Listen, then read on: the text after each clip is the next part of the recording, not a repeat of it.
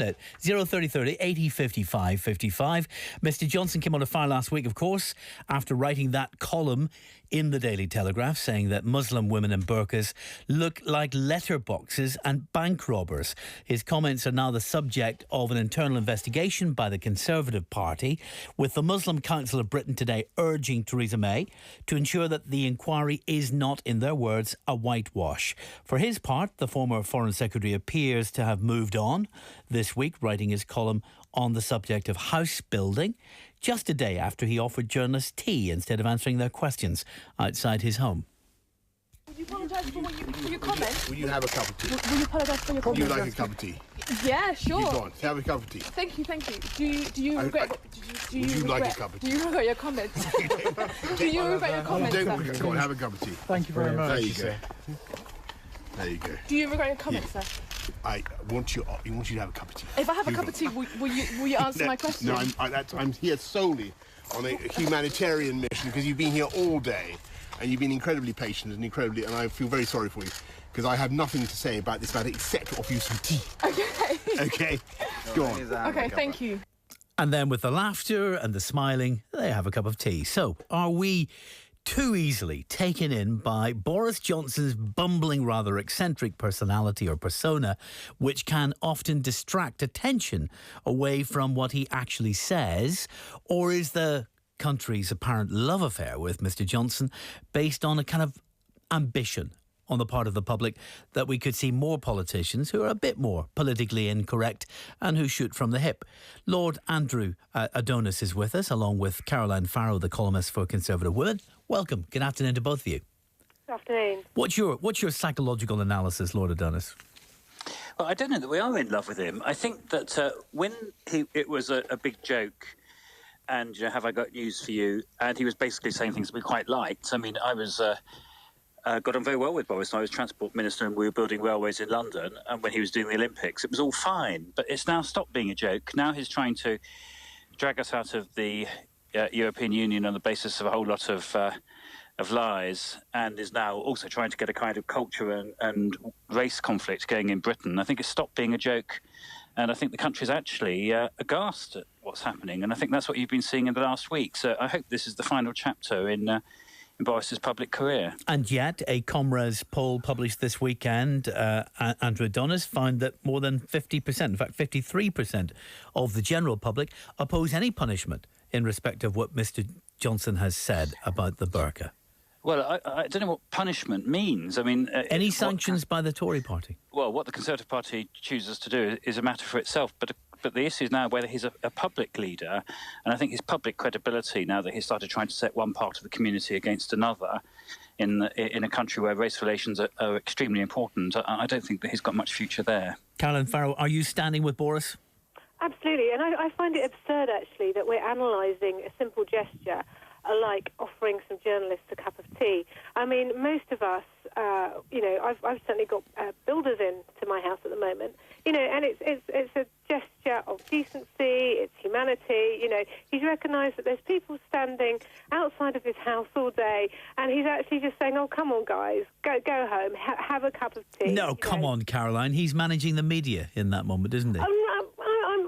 I'm not absolutely sure of that. I mean, I don't think that we have to read lots of things into it. I mean, certainly, if he is managing the media, it's very clever because everybody's talking about, his rather garish shorts and his collection of coffee mugs and, the fact he had a tea bag in the cup. Exactly. That's what we're talking about. But do you know what? I mean, the thing is, I don't see Boris Johnson as actually kind of having divided people or been indulging in any kind of hate. I mean, it's interesting, isn't it? I'm a Catholic, and I'm predominantly a Catholic journalist, and I've noticed over the last sort of 5 to 6 years, when there have been big debates, things like same-sex marriage, abortion, there was the vote in Ireland.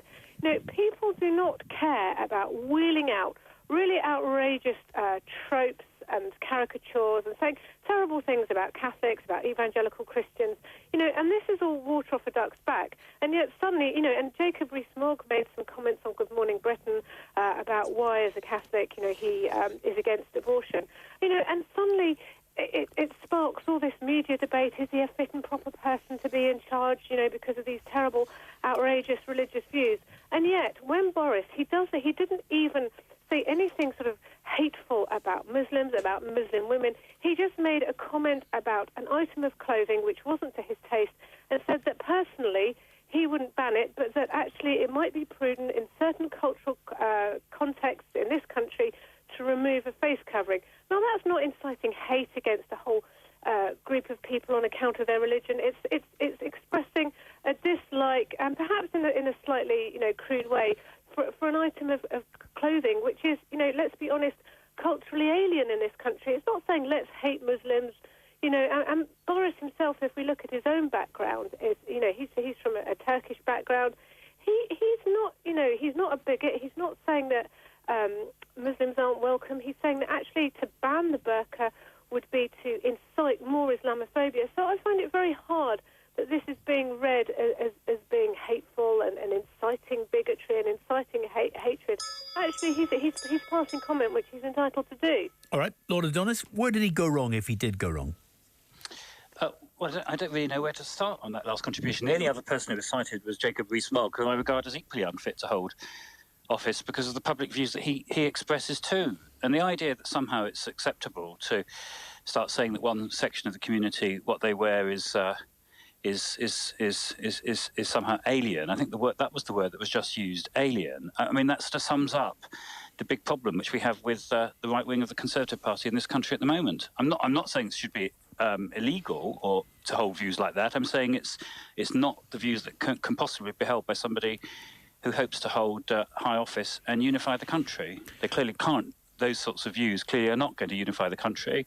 Large parts of the country would be absolutely aghast that people claiming to be political leaders could hold those views. So I'm afraid the more that your other contributor speaks, the clearer it becomes to me that what is happening to the right wing of the Conservative Party is it's going into a kind of cultural Trumpian cul-de-sac, which I don't think offers any future for it or for the country. Caroline, moving away from these comments, because we've been debating these Boris Johnson comments for many days, to this other question about whether there's something about the English public, maybe it's not even the British public, particularly the English public, where when they are confronted with a politician who has a kind of plummy voice, an eccentric persona, an adventurous personal glossary, a sort of bumbling style and unorthodox clothing choices, they fall for whatever they say. I don't think so necessarily. I mean, I talked about Jacob Rees-Mogg simply on account of his, Catholicism. And actually, politicians such as, for example, Jacob Rees-Mogg, a lot of people say couldn't lead the party precisely because they're from a very, uncharacteristic background, that most of the British public couldn't identify with them. And David Cameron and George Osborne certainly came in for a lot of criticism themselves from being, wealthy, privileged backgrounds and so on. So, I don't think it's that. I think it's the fact that what the British public are like about Boris, and they like about anyone, it's a bit of authenticity. And, going back to what Lord Adonis said, we have a government for the last sort of 10 years or so. We don't really have a set of cohesive values in this country. Lots of people have been trying to define what does it mean to be British. What are cultural values that we can all unite against? Unite around even. And one of these, when we're trying to decide on what makes Britain great and cohesive, one of the things is tolerance. And that was something that Boris was absolutely advocating. But actually, he was saying, if we're going to think about what British cultural value is, it's, not having your face covered. But I don't think that the public are falling for Boris on account of the fact that he's bumbling and, upper class and eccentric. Actually, they're saying, here is somebody who has the courage to say what he really thinks and perhaps do so, in, less than politically correct terms. And I think it's actually a reaction against, the very polished personas we had.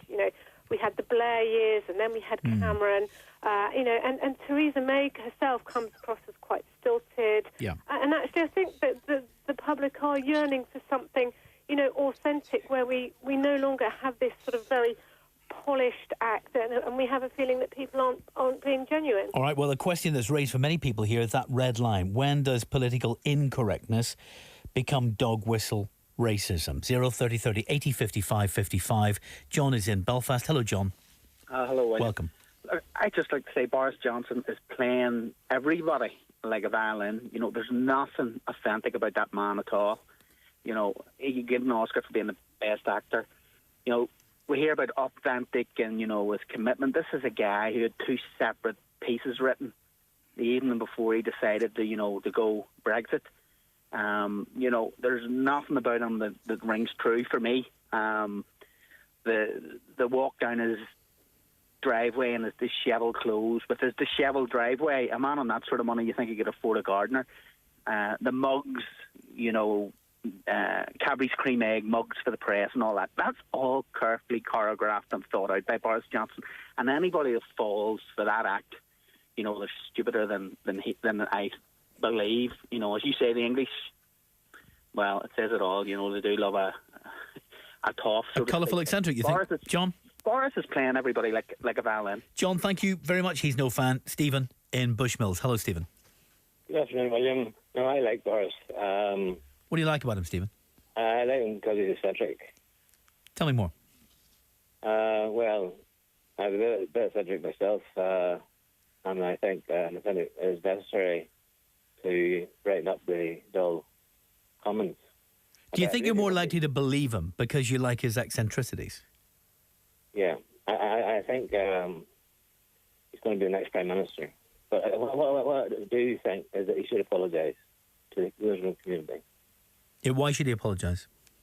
Because I think he's out of order. I mean, he wants to wear what he wants to wear, that's fine. But they want to wear what they want to wear, that's fine also. Stephen, thanks very much.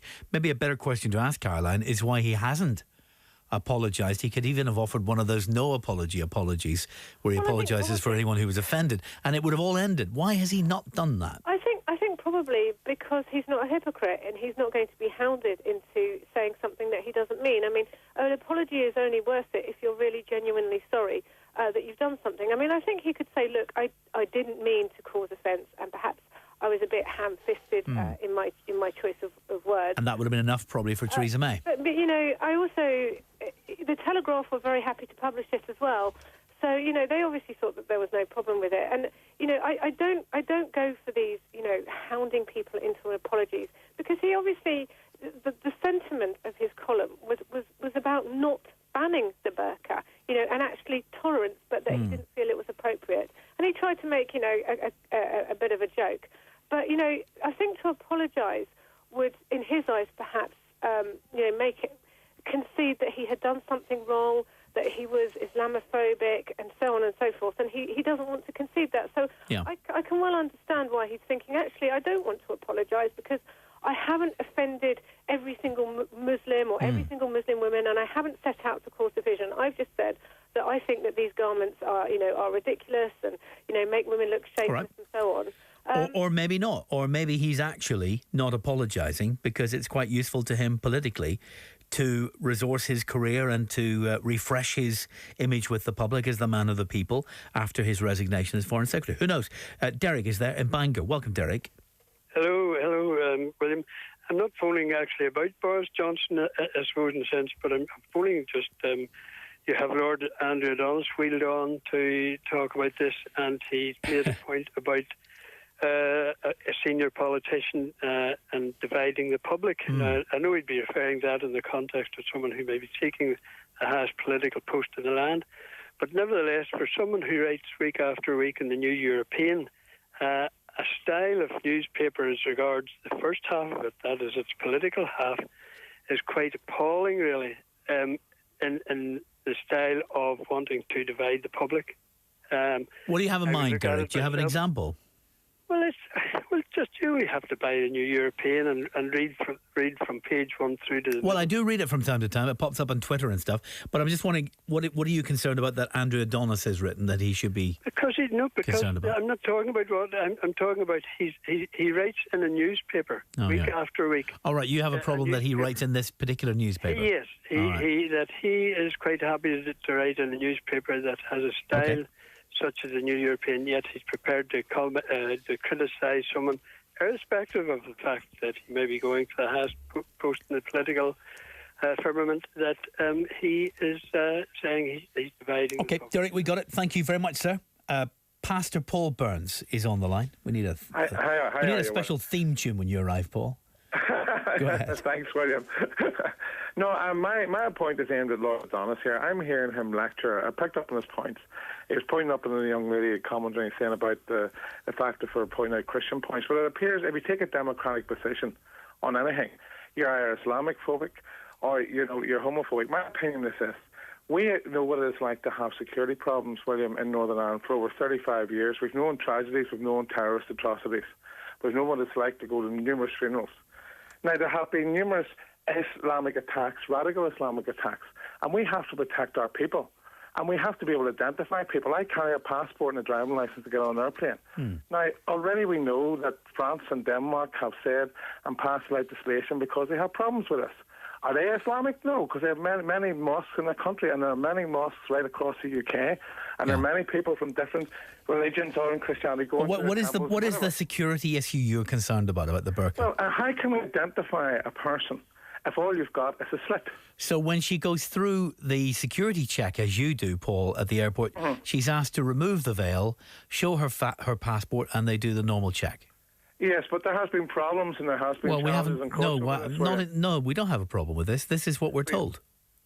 This is what happens. There has been problems, and also walking down the streets, one has to say that one does feel in certain instances, you're looking around over things that have happened. People do feel, and I know and I have heard people also say that they do feel threatened because they don't know what the person, if there is a person about to come out, if there is about something about to happen. Right. And we have to also look into these things and say, is this the way we want to go in the culture? We recognise many cultures. But is that a reason to shut down someone's freedom to wear the burqa, which is where you're arguing? I feel they're quite welcome to wear the burqa if they wish inside their own house. But maybe we should just have a conversation like the one that we're having right now. Let's have a conversation with people about... We should do that. We should invite someone in with a burqa again. We've done this before. Yeah. To talk about how they feel and how they are worried sometimes about people who might feel a threat from them, because they mean no threat, they say. Obviously, they say they mean no threat, but the fact is, people are more aware of it at the moment. Yeah. People are more aware of the fact that they're covering from top to bottom, and people are concerned about that, and people are talking about that, and that's not being Islamophobic. I mean, what I've said here is quite reasonable. I'm saying that I feel there's absolutely no problem from wearing it in their own household, respect that, their own family. There's no problem doing it inside of their own religion, inside their own mosque. But there is a problem inside a society at the present moment of time, and Boris is addressing that issue. Not everybody likes Boris. All right. Not everybody likes me. Question is whether he's addressing it. You haven't said anything, I don't think, that anybody would have found offensive. No. You were able to say all of that without making any offensive comparisons, weren't you? No, I'm just bringing up a point which people are talking about and needs to be addressed. Thank you very much, Paul. Pastor Paul Burton. Caroline, you still there? I am, yes. Do you think it's... Oh, my goodness, how do I... You get very nervous about how you even state these questions now, don't you? But, I mean, do you think it's okay if someone says, I believe in a democracy, I believe everyone should have the freedom to dress as well as they dress, but I also think that the way you're dressed, whatever it is a bit weird? Absolutely, and I think this is one of the key features of British democracy is that we have the freedom to criticise and sometimes even insult other people's, beliefs, dress, the actions. I mean, I think, I do agree that with freedom of speech there comes an accompanying responsibility. So, yes, we do have to be careful. And indeed, I believe it's a crime, to incite certain. Of course it is, yeah. But we're short of that, aren't we, with some of these comments? Final call from Peter in Banbridge. Hello, William. Peter, take it away, sir. You've got about 20 seconds. For a short time, yes. I wonder if Jeremy Corbyn said something derogatory about the Jewish headgear, religious headgear. Would people think that was funny? Oh, my goodness. I'm not even going to get into that one. He's all over the papers for other things.